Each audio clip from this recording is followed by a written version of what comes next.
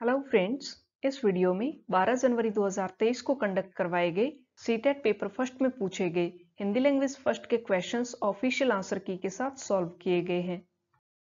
सबसे पहले गद्यांश है और इस गद्यांश को पढ़कर प्रश्नों के उत्तर देने हैं। गद्यांश: गांवों और शहरों में रहते हुए मनुष्य अपने ग्रह के मूल स्वरूप को प्रायः भुला बैठा है। इसका सही अंदाज तभी लग सकता है जब वह किसी लंबी समुद्री यात्रा पर निकल जाए। चारों ओर पानी ही पानी, पानी का अनंत विस्तार। तब पहली बार उसके सामने यह तथ्य उजागर होता है कि उसकी दुनिया पानी की दुनिया है। वह एक ऐसे ग्रह पर निवास करता है जिस पर पानी का आधिपत्य है। समुद्र ही अपने पानी को साफ करके, उसका खारापन दूर करके हमें भेजता है। अगर वह पानी भेजना बंद कर दे तो जीवन समाप्त हो जाएगा। वह आज भी हमारा पालन पोषण कर रहा है। ऐसा नहीं है कि समुद्र मंथन से एक ही बार अमृत निकला था। अमृत हर बार निकलता है और वर्षा के रूप में पूरी धरती पर बरसता है।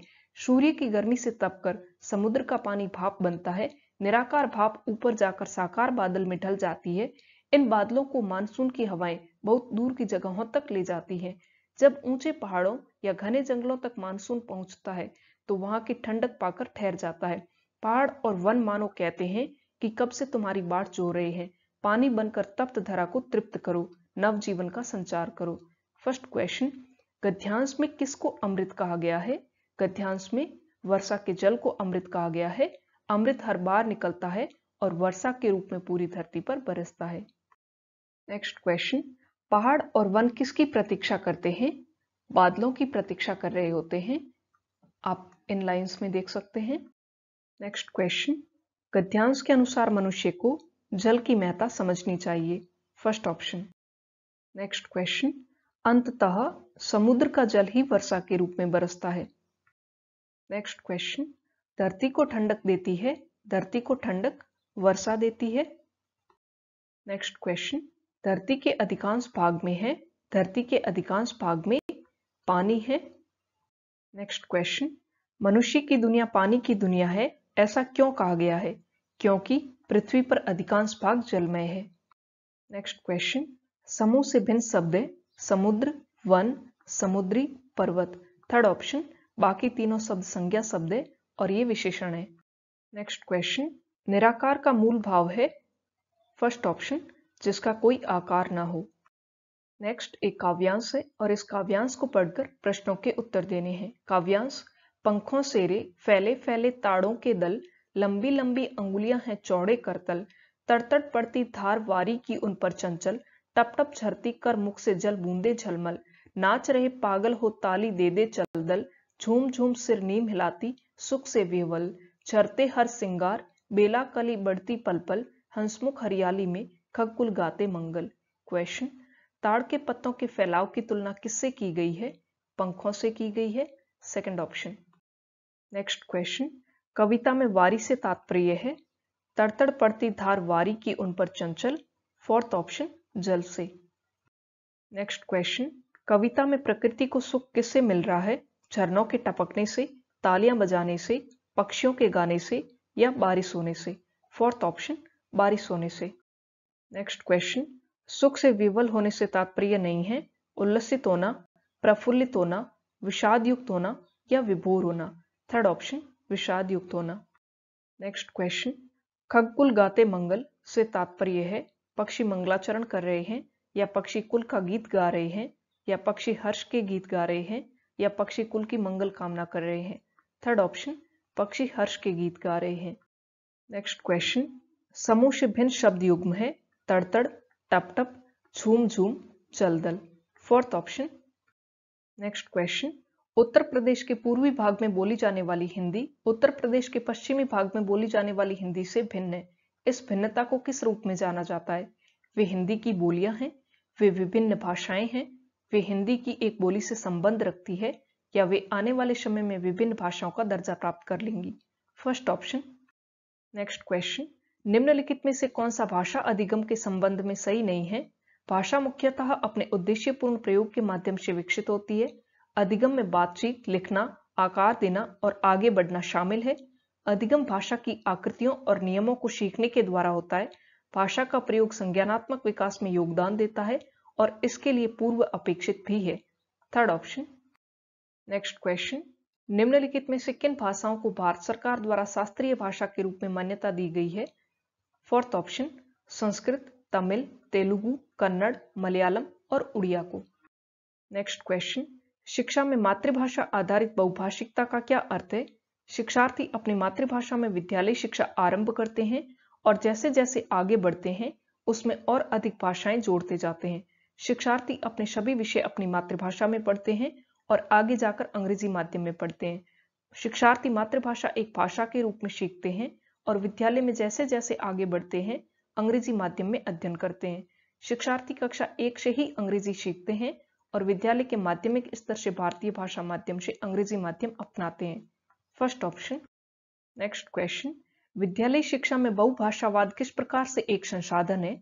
जहां तक संभव हो अधिक से अधिक भाषाओं का शिक्षण, लचीली भाषा शिक्षा नीति को स्वीकृति, कक्षा में शिक्षार्थियों की भाषाओं का प्रयोग, कक्षा में इसे शिक्षण विधि के रूप में अपनाना। Third option. नेक्स्ट क्वेश्चन, जब कोई बालिका नई भाषा सीखती है वह उस भाषा को बोलने व उसके प्रयोग के लिए कुछ समय लेती है।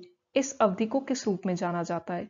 अवलोकन अवधि, मौन अवधि, चुनौतीपूर्ण अवधि, बबलाना अवधि। सेकंड ऑप्शन मौन अवधि। नेक्स्ट क्वेश्चन, एक अध्यापक रग और रब से अंत होने वाले शब्दों जैसे कि विसर्ग और विदर्भ आदि का उच्चारण करवाती है। शब्दों के इन जोड़ों को किस रूप में जाना जाता है? तुलनात्मक जोड़े, विपरीतात्मक जोड़े, तुलनीय जोड़े या विषम जोड़े। फोर्थ ऑप्शन विषम जोड़े। नेक्स्ट क्वेश्चन, गौरव गिजुभाई बधेका की छोटी छोटी कहानियां पसंद करता है और जब भी उसे समय मिलता है वह इन कहानियों को पढ़ता है। इस प्रकार के पठन को क्या कहा जाता है? सरसरी तौर पर पढ़ना, बारीकी से पढ़ना, विस्तार से पढ़ना या तीव्रता से पढ़ना। थर्ड ऑप्शन विस्तार से पढ़ना। नेक्स्ट क्वेश्चन, निम्नलिखित में से कौन सा अंतःक्रियात्मक परिकल्पना का समर्थन नहीं करता है? चयनित विषयों पर समूह परियोजना कार्य, शिक्षार्थियों को विनिमय के अवसर या बातचीत के लिए अवसर प्रदान करना, समूह कार्य, जोड़ों में कार्य और समूची कक्षा में एक साथ कार्य, अध्यापक द्वारा व्याख्यान और सुर्त लेखन कार्य। Fourth option. नेक्स्ट क्वेश्चन, निम्नलिखित में से कौन सा शिक्षार्थियों में पठन विकसित करने का उद्देश्य नहीं है? पाठ्य सामग्री को पढ़ते हुए उसमें से निष्कर्ष ढूंढना, पाठ्य सामग्री को अपने पूर्व अनुभवों से जोड़ना, शब्दों और शब्द समूहों के अर्थ समझना, अध्यापक द्वारा जोर से बोलकर पढ़ने के बाद उसे दोहराना। Fourth option. नेक्स्ट क्वेश्चन, आस्था कक्षा 6 में एक वाक्य का उदाहरण देकर व्याकरणिक अवधारणा मिश्रित वाक्य की पहचान करवा रही है।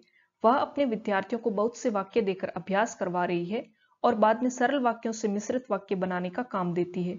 इस युक्ति को क्या कहा जाता है?